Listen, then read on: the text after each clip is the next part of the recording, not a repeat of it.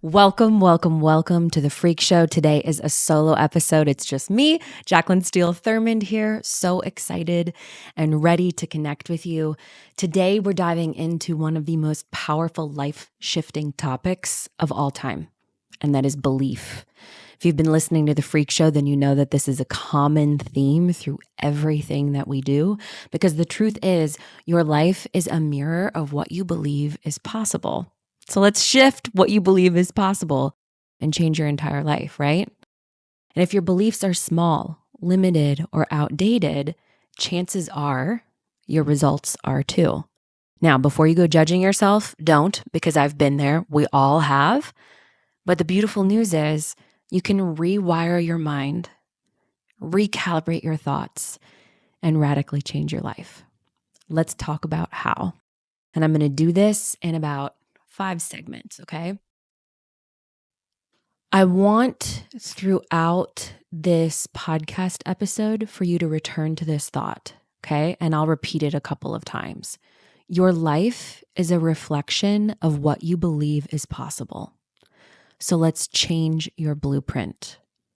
The title of this episode is The Belief Blueprint: How to Rewire Your Mind for Wild Success, which Sam and I have gone through this process. We're not where we want to be yet. There's room for so much growth, but we have come so far, my friends. Again, your life is a reflection of what you believe is possible. So let's change that blueprint. All right. Segment number 1. Your belief system is running the show, whether you realize it or not. The subconscious mind is so powerful, and beliefs are the filters through which we experience the world. I think one of the easiest ways to think about this is, do you generally believe negative thoughts? Do you generally believe positive thoughts? These are filters, and they determine how you experience your everyday life. Most of our beliefs are subconscious or inherited. And if you keep hitting the same walls over and over in relationships, business, money, or health, chances are there's a faulty belief running quietly in the background. It's like a little virus in your computer that is just causing your system not to run smoothly, right? So I want to share with you now one of my own faulty systems. And I believe it was a very limiting belief. It's one that I hired a coach for about 5 years ago. It's one that I've read multiple books on now. It's one that I've journaled about. It is one that I have worked so hard to shift my frequency around, to shift my thoughts around. And that is my beliefs around money. I grew up in a fairly affluent household. I grew up in Iowa, but my father was a successful lawyer, and we had a very comfortable middle-class life. And then in high school, my parents got divorced, and my mom and my brother and I moved out of my childhood home, and financially things took a really big turn for us. My mom got a job. She worked really hard, but our financial situation was not what it was. And that experience placed me on a trajectory of scarcity. It also placed me on a trajectory of dependence. And what I mean by that is, and I do not fault my mom for this, all right? She went from being an affluent woman to being a single mom, which is a pretty giant shift. But the mindset was scarcity. It was, how are we going to do this? Where's the money going to come from? Are we going to be okay? And I adopted that. It was not an empowering belief in any way. Again, I don't fault my mom for it. It was just the reality at the time. She did the best with the tools that she had. But I carried this into my 30s, all right? So from my mid-teens to my 30s, I had this belief system of such intense scarcity. Where's the money going to come from when we have it? It's either going to go right out the window, or we just have to hold on for dear life, holding it, holding it, holding it. The other belief that I feel like was very subconscious until more recently in my life was this belief around money independence that, and I know this is outdated, but this was my reality, that I had to have a man in order to have a good, stable income. And I'm almost embarrassed to say that, but that was the subconscious belief that I had to uncover. It was so, so, so deep. I didn't believe in myself a few years ago enough to think that I could go out on my own and make the kind of money that I wanted to make without the support of my husband. I have turned that around, but that was my reality, and it was very, very prevalent and very, very heavy. So throughout my young adulthood, I carried these beliefs in everything that I did. I was in the music industry for almost 10 years. And I would make a little bit of money. It would go to my student loans. It would maybe help our bills just a little bit, but I was scraping by constantly. I had such a scarcity mindset. And then also, I felt like, how am I going to be able to pursue all of these things and do all of these things without a husband who is that financial rock, which put so much pressure on Sam. Unnecessarily and unfairly, which is a totally separate podcast episode, but that is the truth. It was really hard. And it was really hard to uncover these beliefs and transform them or alchemize them, so to speak. Another belief that I had was, and this was a super subconscious belief that I had to uncover, but it was, if I become successful, will I isolate myself from family members or friends that I care about? Because as many of you know, as you expand, as you grow, as you become more successful, it also shows the other people around you that they have the same capabilities. We're all human. We can all do the same things. We all have all of this incredible potential within us, right? But when one of us starts to change, either the people shift around us or we shift beyond them. Okay. So I had this belief that if I am successful, am I going to isolate myself from the people that I love, from my current support system? That was another really, really hard one for me to unravel and move beyond. I have moved beyond it now, but I will say that that's a challenge. I want to go now into segment number 2, and I'll return to these beliefs and how I undid them, okay? But I want to go now to segment 2, where we're going to talk about signs your beliefs are working against you. So this is where you check yourself. This is where you get real honest. Your beliefs may be working against you if you self-sabotage when things are going well.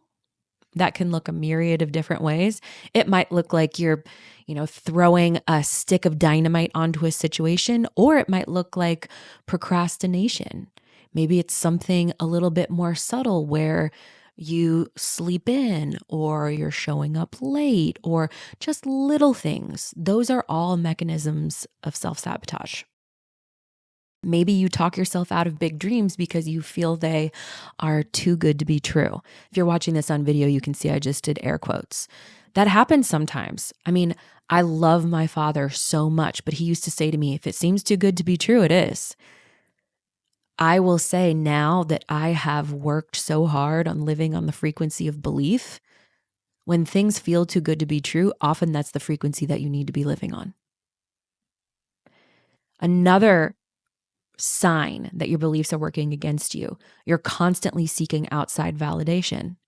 You don't need outside validation, my friend. That validation needs to come from within. And if you feel like you're not able to give that validation to yourself, take baby steps. Start with an affirmation. Then do some kind of action toward the dream that you desire. then take some more action. And before you know it, your competence will breed confidence. It's another thing my dad used to say. Competence breeds confidence. You're not going to be amazing at something right away. Give yourself some grace. That's okay. But baby steps, as you get better and better and better and more competent, you're going to become more confident. And then as you become more confident, it'll be easier and easier for you to validate yourself, right? Right. Another sign that your belief is working against you, or your beliefs are working against you, is that you overwork and still feel unworthy. Oh my gosh, have I struggled with this. One of the reasons I started the self-worth podcast was because I was working all the time and still feeling unworthy. It was like nothing I did was ever enough. And I was the gauge on that. I was the one telling myself I wasn't enough. It wasn't the people around me. All right. Last sign that your beliefs are working against you is you want more, but feel guilty for desiring it. Friends, we live in a world of abundance. I know mass media will tell you otherwise. There are many people that will tell you otherwise, but it's not true. I'm looking out my front window right now and I see this grapefruit tree that is constantly creating grapefruit. Whether or not it's 117 degrees outside and totally dry, or it's perfect, sunny, rain-filled weather, this tree is doing its thing. It's creating abundance. It's creating fruit. We create fruit based on our mindset, based on our belief system. Always go back to the belief system. If you feel like things are not going well, ask yourself, what is it that I'm believing about myself? What is it that I'm believing about this person? What is it that I'm believing about the world? And bring it back to a more abundant thought, because we live in a world of abundance. I was listening to a talk by Louise Hay this morning, and they were, it was an audiobook called 101 Power Thoughts. And she talks about how even if all the wealth in the world were distributed among people evenly, within a month, the poor would still be poor and the rich would be getting richer, because it all comes back to mindset. It all comes back to thought. It all comes back to worthiness. Do you feel worthy of wealth? Do you feel worthy of your dreams? Do you feel worthy of the life or family you desire? If you don't, then you need to work on a belief system that will encourage those dreams to come true rather than perpetuate those dreams not coming true. All right, segment number 3, how to start rewiring your belief system.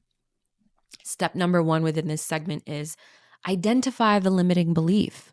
Sometimes this is very obvious. Some, like me, with the scarcity mindset around money. Sometimes it's not so obvious, like me, with that mindset that I am going to isolate myself from people I love if I become successful. But ask yourself, what do I believe about this area in my life? And it really helps if you write it down and get it out. It's also a cathartic process. And there's something about bringing it from your mind out onto the page that also starts the shedding process, right? So understanding the root of your belief can help you uproot it. My beliefs around money started in high school when my parents got divorced and our financial situation became radically different. That is the root of where things started. I also trace things back to my religious upbringing, which in so many ways I am grateful for. But in, religious communities, they often talk about how money is the root of all evil. What I have come to find out is money is not the root of all evil. Money has to do with the person who is spending it and interacting with it. Money is not good or evil. Money is what we make of it. And I want to do great things with my money. I also want to live an abundant life. I want the car I want. I want the house I want. And there's nothing wrong with that. Nothing. We can do so much good in the world when we have resources. It's hard to do massive good in the world without resources, right? Okay, so ask yourself, what do I believe about this area of my life? Write it down, get honest, get curious about it, don't judge it. And then I skipped ahead a little bit. I apologize.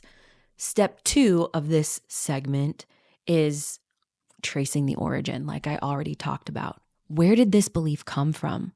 A parent? Society? A traumatic event you experienced? Again, going back to my own experience, it was my parents' divorce. That was a very traumatic experience in my teenage world, right? And it shifted our money situation so radically. Again, understanding the root of your belief will help you uproot it. All right, step 3. This is the opportunity. I want you to challenge that belief and I want you to replace it.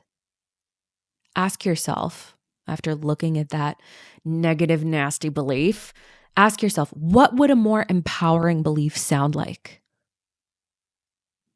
Say it out loud. Write it down. Repeat it like a mantra. Anchor it into your body with breath or movement. I just bought a bunch of note cards that I'm pointing to on the screen. I am going to write my money belief and put it in my wallet. I'm going to use it as a bookmark. I'm going to put it in my kitchen. I'm going to put it in my car so that I can see it and embody it multiple times a day. I also write my money belief every morning, 10 times. By doing this and reinforcing your new belief, and look, you can start with multiple beliefs at once if you want. I'm the kind of person who wants to tackle one thing at a time and get really good at it. I'm not always good at doing that, but that's my intention. I suggest you start with one and unwind it, get rid of it and replace it with a much more empowering, life-affirming thought. I saw a video from Brooke Shields a few years ago, and she said, anytime I have a negative thought, I think about a computer and I think delete, delete, delete, and then write the new thought. We are capable, and you can look into neuroplasticity and how the brain works, but we are capable of rewiring our brain.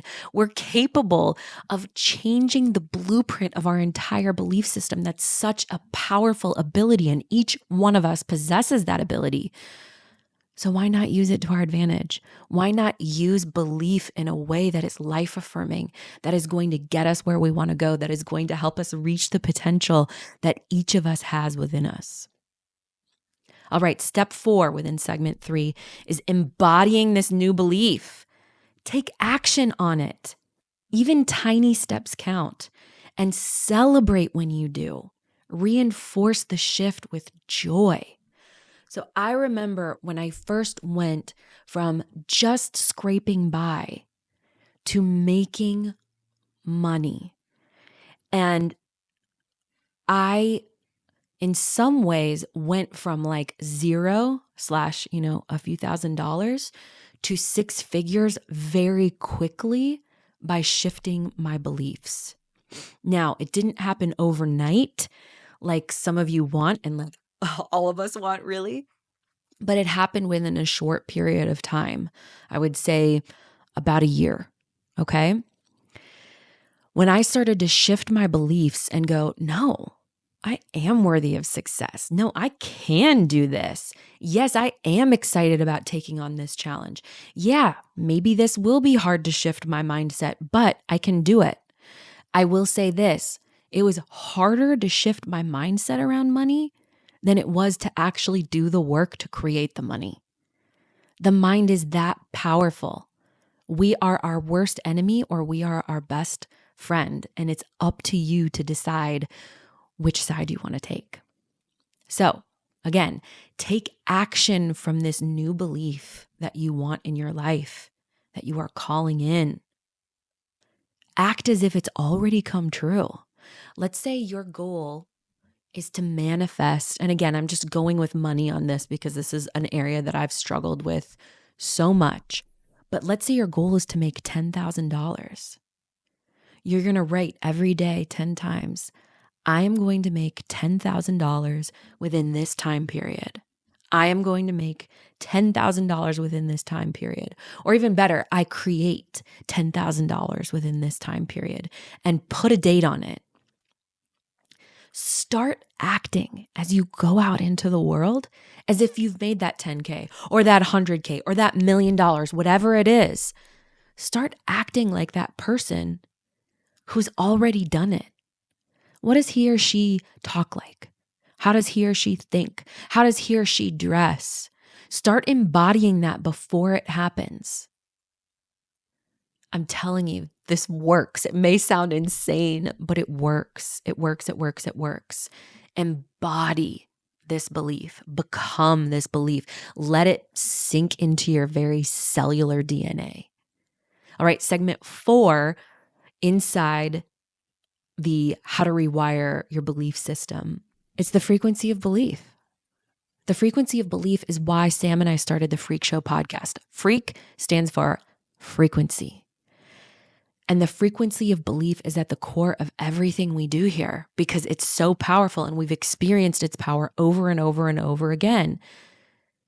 And if you haven't, if you're new here, the frequency of belief is decide what you want, act on it, and believe relentlessly that it's already yours.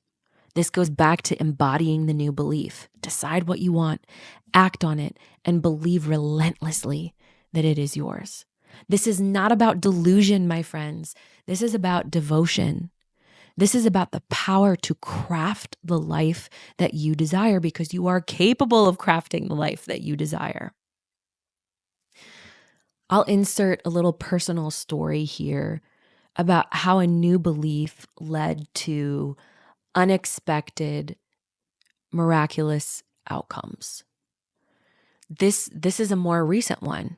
It was in November, and I got this unexpected, if you're watching on video, I'm doing air quotes again, this unexpected opportunity to design a home, forget this, an NFL player. And I don't mean forget this, like forget it. I mean like for ... get this, an NFL player who won the Super Bowl, by the way.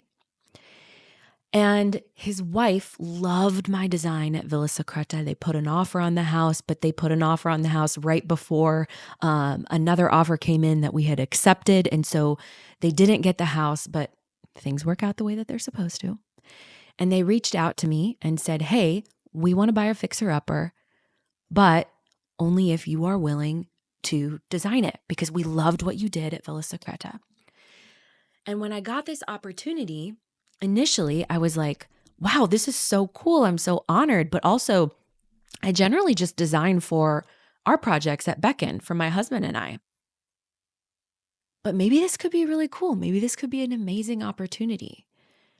And I went into it with curiosity. I went into it with excitement. And as I was writing the proposal and going over all of the work that this very large home would entail to transform, because we transformed the entire thing, I was like, I really need to advocate for myself for an amount of money that coincides with the woman that I have become.